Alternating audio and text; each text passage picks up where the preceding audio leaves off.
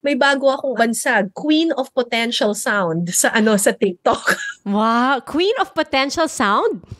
Oo! Sa mga nagti-TikTok, alam nila yan.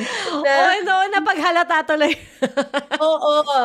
Sa TikTok kasi, pwede mo siyang i-dub, di ba? Oo. Meron akong mga videos na dinadub nila, tapos nilalagyan nila ng ibang meaning. Alam ko yan, napanood ko yan. Yun ba yun? Nanghuhuli ka ng alimango.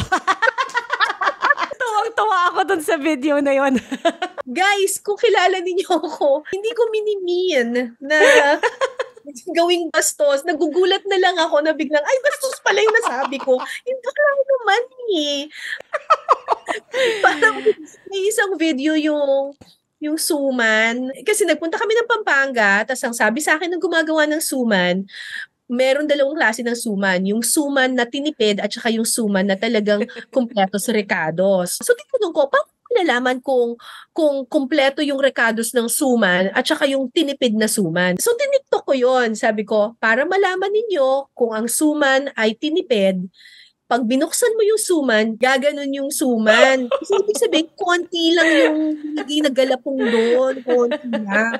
So, tingnan natin itong suman na to. So, binuksan ko yung suman. Tapos, pagbukas ko ng suman, nakaganon talaga yung suman. So, yung tayo, ganyan ako. Sabi ko, bang level, hindi ko yung suman na to. Tapos, yun. Pala, gagawin nila sa ibang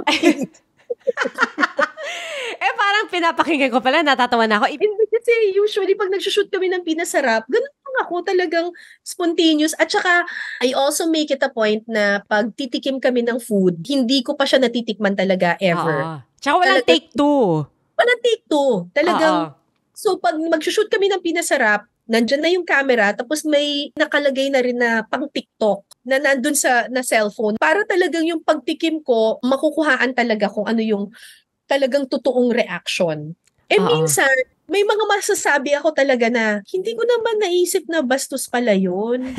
Actually, hindi naman siya bastos eh. Ginawa na lang ng ibang meaning.